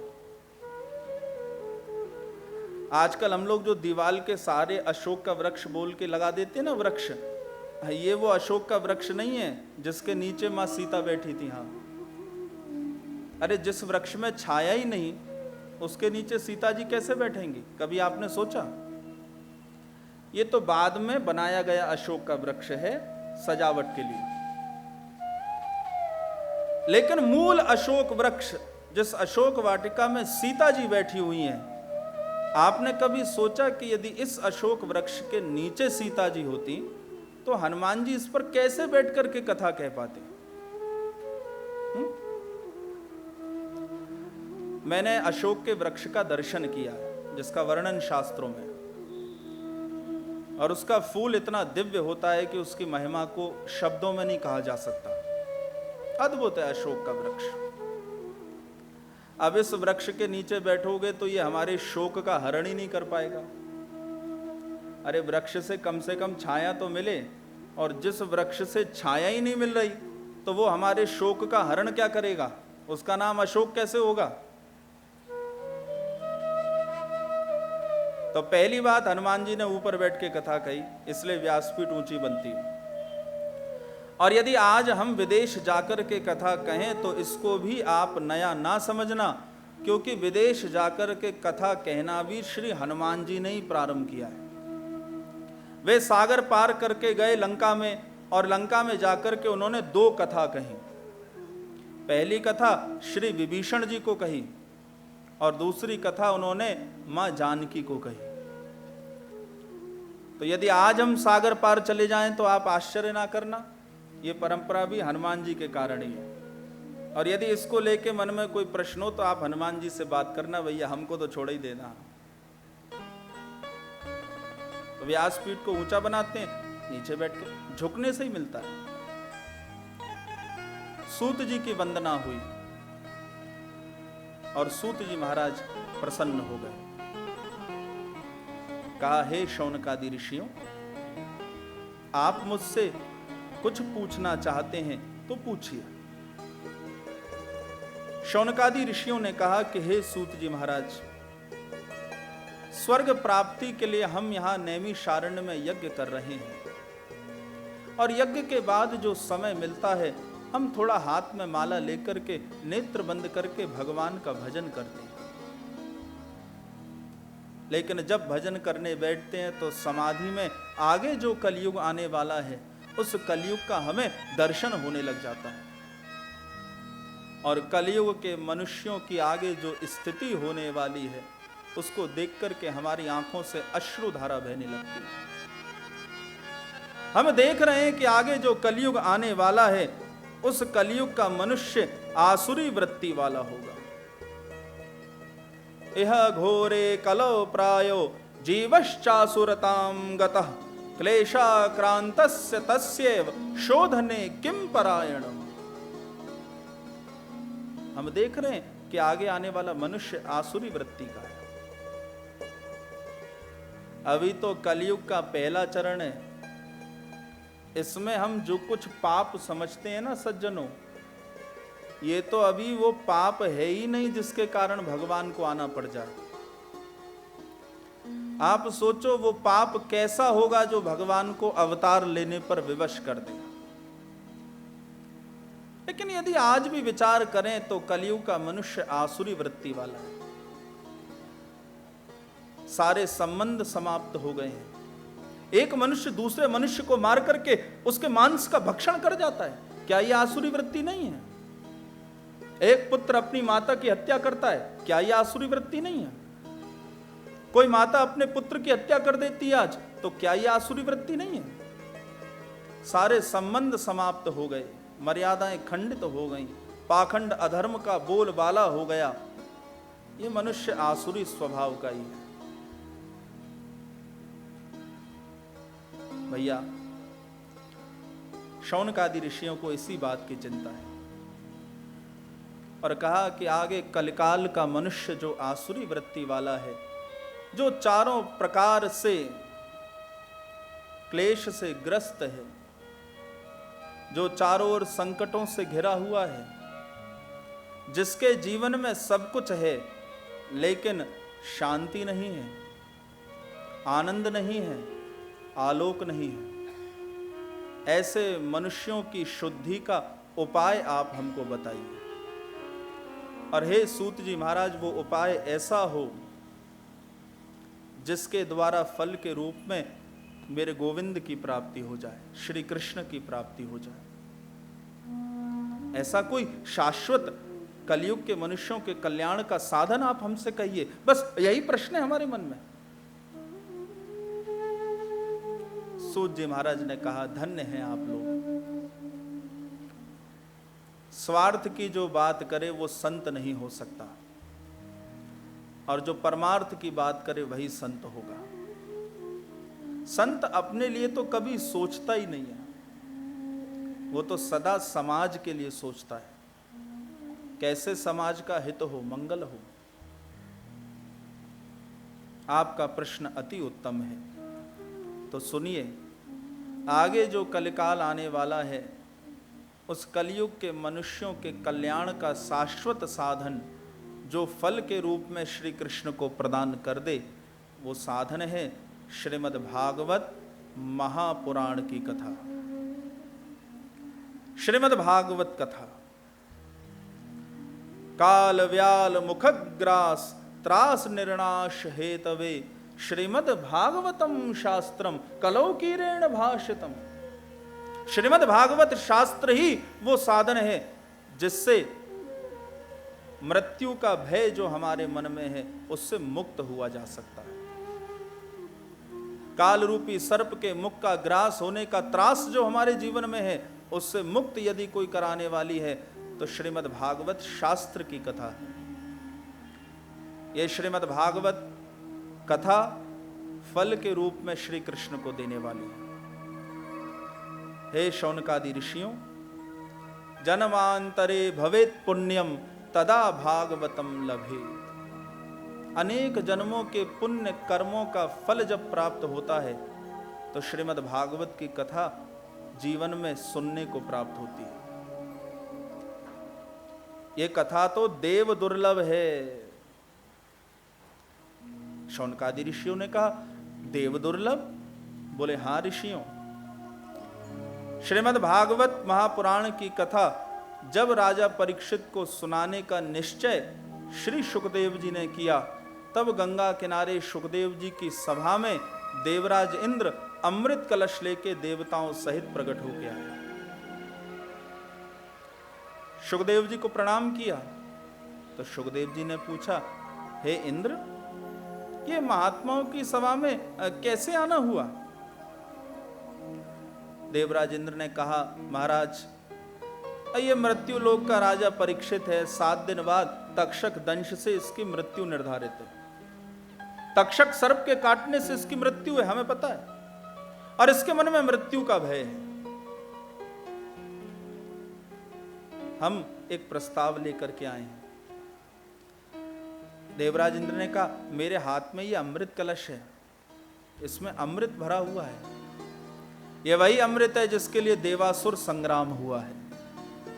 एक काम करिए ना भगवान, आप ये स्वर्ग का अमृत परीक्षित को पिला दीजिए, पान करके अमर हो जाएगा। तक्षक मृत्यु से, इस भय से मुक्त हो जाएगा। लेकिन इसके बदले में जो श्री कृष्ण कथामृत इसको पिलाने का निश्चय आपने किया है, वो कृष्ण कथामृत बस हमें पिला दीजिए। यही बात है हमारे मन में। सुखदेव जी ने कहा, इंद्र, अभी तुमको अदला बदली करना नहीं आता। जैसे एक साधारण कांच के टुकड़े की अदला बदली किसी बहुमूल्य मणि से नहीं हो सकती, ऐसे ही कहां कृष्ण कथामृत और कहां ये स्वर्ग का अमृत, कैसे करूं अदला बदली? इनमें बराबरी नहीं है। क्वा कांचा क्वा मणिर महान, तुमको अभी ये अदला बदली करना भी नहीं आता। कैसे बन गए तुम स्वर्ग के राजा? इंद्र, स्वर्ग का अमृत पीकर के दीर्घ जीवी तो हुआ जा सकता है, लेकिन दिव्य जीवी तो कृष्ण कथामृत का पान करके ही हुआ जा सकता है। और संसार में हम कब तक रहे इसका महत्व नहीं होता, संसार में हम कैसे रहे हैं इसका महत्व होता है। जाओ, तुम कृष्ण कथामृत प्राप्त करने के अधिकारी नहीं। फटकार लगा दी, चले जाओ यहां से। देवराज इंद्र तो ऋषियों की सभा में लज्जित होके अन्य देवताओं सहित वहां से लौट गए। इंद्र को भागवत की कथा सुखदेव जी ने क्यों ना दी? अरे भाई, ना ददौ स कथामृतम, कथामृत का दान सुखदेव जी ने इंद्र को इसलिए नहीं किया क्योंकि उन्होंने देवराज इंद्र को भक्ति शून्य जाना, और जो भक्ति शून्य है वो कृष्ण कथामृत प्राप्त करने का अधिकारी नहीं है। इसलिए जब भागवत की कथा में जाना तो भक्ति शून्य होकर के ना जाना, ध्यान रखना। भक्ति से ही भगवान मिलते हैं। इंद्र को मन में बड़ा ही पश्चाताप हुआ, अरे मैं क्यों चला गया सुखदेव की सभा में, मेरा इतना बड़ा अपमान, ये एक परीक्षित के लिए मुझे कृष्ण कथामृत का दान ना किया। ये कौपीनधारी सुखदेव,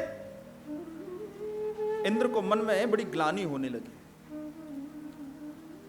सुखदेव जी ने राजा परीक्षित को 7 दिनों में श्रीमद् भागवत की कथा कही। शौनकादि ऋषियों, परीक्षित जी का मोक्ष हुआ और विमान में बैठकर के वे गोलोक धाम के लिए ब्रह्मलोक के पास से निकले।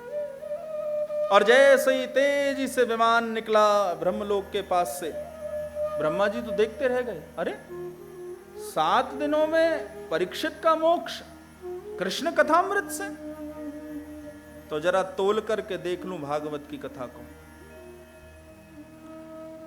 ब्रह्मा जी के पास एक तराजू रखा रहता है। हाँ, अब रोज तो निकालते नहीं है, कभी कभी जरूरत पड़ती है तभी निकाल लेते हैं। कमल के आसन पर बैठते हैं। हाँ, सो झट से पीछे हाथ किया और एक तराजू निकाल लिया। देवराज इंद्र आदि सभी देवता भी देखने लगे कि आज ब्रह्मा जी क्या कर रहे हैं। तराजू के एक पल्ले में श्रीमद् भागवत जी को रखा और ब्रह्मा जी ने तराजू के दूसरे पल्ले में अन्य साधनों को रख दिया। देवताओं को संतुष्ट करने के लिए स्वर्ग के अमृत को भी रख दिया। और जो परिणाम निकल के सामने आया, विस्मयम परमम ययुः, उसको देख करके इंद्रादि सभी देवताओं को आश्चर्य हो गया। तराजू के जिस पल्ले में श्रीमद् भागवत जी विराजमान थी, वो पल्ला तो नीचे की ओर आ गया और दूसरा पल्ला जिसमें अन्य साधन और स्वर्ग का अमृत है सज्जनों, वो पल्ला ऊपर की ओर चला गया। तब श्री ब्रह्मा जी ने देवराज इंद्र को कहा कि अरे इंद्र, श्रीमद् भागवत महापुराण को कोई किताब ना समझ लेना, श्रीमद् भागवत को केवल कोई पोथी ना समझ लेना। तो बोले श्रीमद् भागवताख्योयम प्रत्यक्षः कृष्ण एव हि स्वीकृतोऽसि मया नाथ मुक्त्यर्थम भवसागर। ये श्रीमद् भागवत तो स्वयं मेरे गोविंद का वांग्मय स्वरूप है। इसीलिए शोभा यात्रा में भागवत को सिर पर रखते हैं। और कलयुग के लोगों को सिर पर अपने रखना जल्दी से किसी दूसरे को ये जरा कम समझ में आता है। कलयुग का आदमी अपने सिर के ऊपर जल्दी से किसी को नहीं रखता। भागवत को रख रहे हैं, नाच रहे हैं, गा रहे हैं, कूद रहे हैं। क्यों? बोले स्वयं श्री कृष्ण है भैया। ये दुर्लभ अवसर मिल गया, भगवान को पकड़ लिया, कस करके रख लिया सर के ऊपर, नाचने लग गए। ये भगवान किसकी पकड़ में आते हैं? सबको नचाने वाला, जिसके पीछे मैया यशोदा दौड़ रही है, जो पकड़ में नहीं आ रहा, उखल में जिसको बांधना चाहती है, जो बंधन में नहीं आ रहा, जो किसी की पकड़ में नहीं आता, उसको आज पकड़ लिया और अपने सिर के ऊपर रख लिया, नाचने लगे। श्री कृष्ण भैया, ये गोविंदी तो हैं। उद्धव जी की प्रार्थना पर प्रभास क्षेत्र में मेरे गोविंद ने अपनी समस्त शक्तियों को श्रीमद् भागवत में रख दिया था और 125 बरस की अपनी लीला पूर्ण करने के बाद श्री कृष्ण इसी भागवत समुद्र के अंदर प्रवेश कर गए। तिरोधाय प्रविष्टोयम, प्रविष्ट हो गए इसके अंदर। इसलिए ये भागवत श्री कृष्ण का वांग्मय स्वरूप है। इसको कोई किताब ना समझना। और आपको कोई किताब दे दूं दूसरी और कहूं कि इसको सिर पे रखो और नाचो, तो आप कहोगे महाराज क्या रखा है इस किताब में? ऐसा है, काहे रखें सर के ऊपर इसको? भागवत जी को रखते हैं क्योंकि समझते हैं भागवत की महिमा क्या है। ब्रह्मा जी ने देवराज इंद्र को संतुष्ट किया और ये बताया कि भागवत श्री कृष्ण हैं, तो उनके साथ ना तो स्वर्ग के अमृत की तुलना हो सकती है, ना संसार के अन्य साधनों की तुलना हो सकती है। वृंदावन बैकुंठ को तोल्यो तुलसीदास, भारी हो सो भुवि रहो हल को गयो आकाश। एक बार तुलसीदास जी ने वृंदावन और बैकुंठ को भी तोल करके देखा, लेकिन ये वृंदावन तो बैकुंठ से भारी निकला। अब जो भारी है वो नीचे आ जाएगा और जो हल्का है वो ऊपर चला जाएगा। तो फिर क्या हुआ? बोले वृंदावन तो आ गया इस धरती के ऊपर और बैकुंठ चला गया ऊपर। वृंदावन बैकुंठ को तोल्यो तुलसीदास, भारी हो सो भुवि रहो हल को गयो आकाश। वृंदावन जैसे बैकुंठ से भारी रहा, ऐसे ही भागवत अन्य साधनों से, स्वर्ग के अमृत से भारी रही। महाराज सूत जी ने शौनकादि ऋषियों से कहा कि श्रीमद् भागवत को मोक्ष प्रदायिनी निर्धारित कर दिया श्री ब्रह्मा जी महाराज ने। श्रीमद् भागवत महापुराण का प्रचार प्रसार देवर्षि नारद ने किया। यद्यपि देवर्षि नारद को अपने पिता श्री ब्रह्मा जी से चतुश्लोकी भागवत प्राप्त थी। जीव, ब्रह्म, माया, साधन, इन चारों का जिन 4 मंत्रों में वर्णन है वो है चतुश्लोकी भागवत।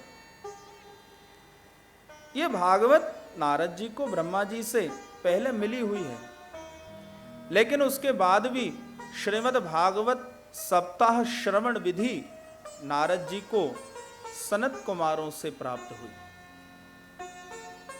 शौनकादि ऋषियों ने कहा, महाराज जरा इस कथा को हम विस्तार से सुनना चाहते हैं।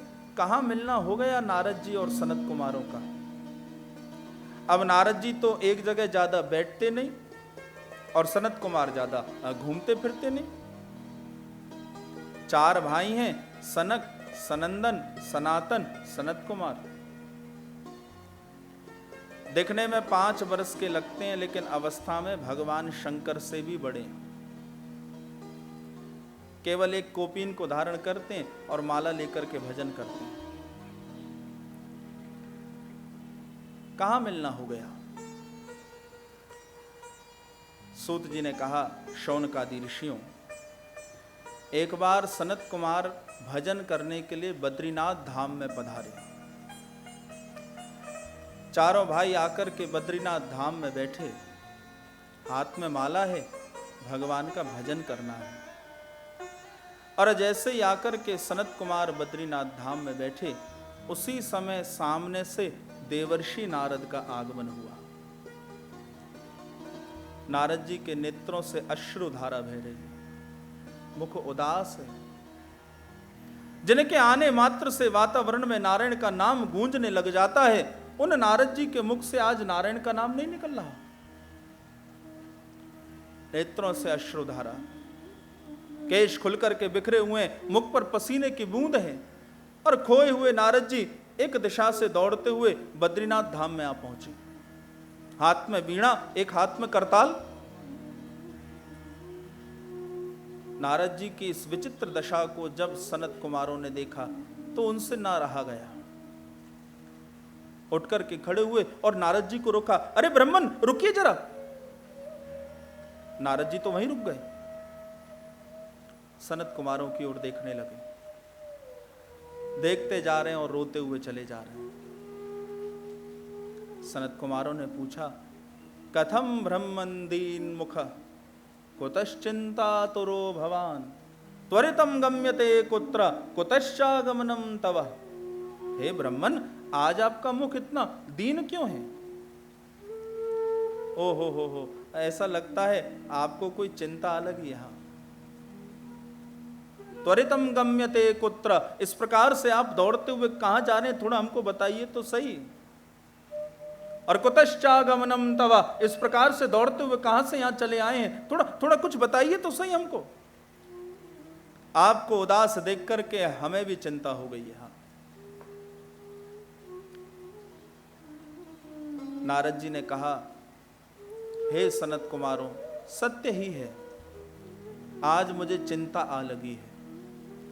और मैं ये जानता हूं कि चिंता और चिता में ज्यादा अंतर नहीं होता, एक ही अंतर है। चिता मुर्दे व्यक्ति को बाहर से जला देती है और चिंता जीवित व्यक्ति को अंदर से जला देती है, मुझे पता है। लेकिन संत की चिंता स्वार्थ की नहीं होती, परमार्थ की होती है। सनत कुमारों ने कहा, हम जानते हैं, तो हे नारद जी बताइए आपकी चिंता का कारण क्या है? देवर्षि नारद रो रहे हैं और कहा सनत कुमारों से कि हे सनत कुमारों, मैंने संपूर्ण लोकों में इस पृथ्वी को सर्वोत्तम समझा, और मेरे मन में आज ये भाव हुआ कि चलो पृथ्वी तो सर्वश्रेष्ठ लोक है, तो इस पृथ्वी के किसी सुंदर तीर्थ में बैठ के थोड़ा भगवान का भजन ही कर लूं। हाँ, मन में यही भाव रहा। मैं ऐसा विचार करके सबसे पहले पुष्कर गया। पुष्कर में जाकर के बैठा, सोचा थोड़ा भजन कर लूं यहां। लेकिन मैंने पुष्कर के अंदर भी पाखंड का दर्शन किया, और उस पाखंड के कारण मेरा मन अशांत होने लगा। मैंने अनेकों बार प्रयास किया अपने मन को भजन में स्थिर करने का, लेकिन मेरा मन भगवान के भजन में ना लगा। मैंने सोचा, ओहो, कलयुग के पाखंड ने पुष्कर को पीड़ित कर दिया है। कोई बात नहीं, अब मैं तीर्थराज प्रयाग की भूमि में बैठकर के भजन करूं। मैं प्रयाग गया, लेकिन प्रयाग को भी मैंने उसी रोग से पीड़ित देखा। ये तीर्थों का राजा है, लेकिन इसकी दशा को देख करके मेरे मन में बड़ी दया आई। राजा की ये दशा, अन्य तीर्थों की क्या स्थिति होगी। मैं काशी गया भजन करने के लिए, मन न लगा। गोदावरी नदी के किनारे गया, लेकिन मन न लगा। श्रीरंग गया, सेतुबंध रामेश्वर गया, हरिद्वार की भूमि पर भी थोड़ा भजन करने का प्रयास किया, लेकिन मेरा मन भजन में ना लगा। हम लोगों की स्थिति भी यही है। किसी भी बड़े से बड़े तीर्थ में चले जाएं, मन भगवान के भजन में नहीं लग पाता। ये मन चाट पकौड़ी खाने में लगता है ना। ये मन घूमने फिरने में भी लगता है, लेकिन ये मन भगवान के भजन में नहीं लगता। और यदि हमारे बीच में कोई ऐसा आ जाए जिसका मन भगवान के भजन में लगा हो, तो उसको इस तरह से देखते हैं मानो हमारे बीच में कोई विचित्र आदमी आ गया हो। माने हम तो गिरेंगे ही और तुमको भी ना उठने देंगे। हमारा मन नहीं लग रहा तो तेरा मन कैसे लग गया? और यदि किसी का मन लग गया तो हमारा प्रयास यही होता है कि इसका मन भी भगवान के भजन से हट जाए। हम नहीं तो तू भी नहीं, ये स्थिति है। मन को लगाना कठिन है। ये मन भगवान के भजन में लगे, 3 बातों का ध्यान रखना। पहला, गले में तुलसी की माला होनी चाहिए। दूसरा, तुलसी के ही पत्ते पर अपने नाम का पहला अक्षर केसर घिसके उस केसर से लिखना चाहिए, और तुलसी के दोनों पत्तों पर अपने नाम का पहला अक्षर लिख के भगवान राधा कृष्ण के चरणों में रख देना चाहिए। और दैनिक जो हम पूजा पाठ करते हैं, वो करने के बाद तुलसी के दोनों पत्ते जिन पर केसर से अपने नाम का पहला अक्षर लिखा है, उन दोनों पत्तों को उठा के राधा कृष्ण का प्रसाद समझ करके मुख में रख लेना चाहिए। और तीसरी बात, तुलसी की माला पर ही ओम नमो भगवते वासुदेवाय इसका जप करना चाहिए। 12 अक्षर मंत्र की जो 12 माला नित्य करता है, उसको एक ना एक दिन राधा रानी और गोविंद का दर्शन होता है। उसका मन भगवान के भजन में स्थिर होता है। लेकिन कुछ साधन किए बिना फल नहीं मिलता। कहा महाराज एक माला नहीं हो पाती, 12 कौन ने देखी है? एक माला ही नहीं घूम पाती, 12 की तो बात बहुत दूर की है। लेकिन बिना साधन किए फल ना मिलेगा। मन को स्थिर करना। हमारा मन स्थिर होगा तब भगवान का भजन करेंगे, ऐसा नहीं है सज्जनों। हम माला फेरेंगे तब एक दिन हमारा मन भगवान में जाके स्थिर होगा, ऐसा है। पर हम लोग कुशल हैं, बहाने बना लेते हैं। जैसे बचने के लिए हम संसार में बहाने बनाते हैं, ऐसे ही भगवान के भजन में भी हम बहाना बना लेते हैं। कहा महाराज मन ही नहीं लगता, जब माला लेके बैठते हैं तब इधर उधर चला जाता है। इसलिए सोचा क्या करना, माला लेके यहां रखी दी। माला में मन नहीं है, कठिन है, असंभव नहीं है। नारद जी ने कहा मेरा मन ना लगा किसी तीर्थ में। कलयुग के मित्र अधर्म ने सारी पृथ्वी को पीड़ित करके रखा है सनत कुमारों। सनत कुमारों ने पूछा आपने और क्या क्या देखा, थोड़ा हमको बताइए ना। नारद जी कहते हैं हे सनत कुमारों, मैंने देखा कि सत्यम नास्ति तपः शौचम दया दानम न विद्यते उदरम भरणो जीवा वराकः कूट भाषिण। मैंने देखा कि कलयुग में कोई सत्य का आदर नहीं करता, किसी के जीवन में तप का भाव नहीं दिखाई देता, किसी के जीवन में अंदर बाहर की पवित्रता नहीं दिखाई देती। दया करना लोग भूल गए, अच्छे काम के लिए कोई दान नहीं करना चाहता, कैसे भी अपने उदर को भर लिया जाए, बस कलयुग के मनुष्य का यही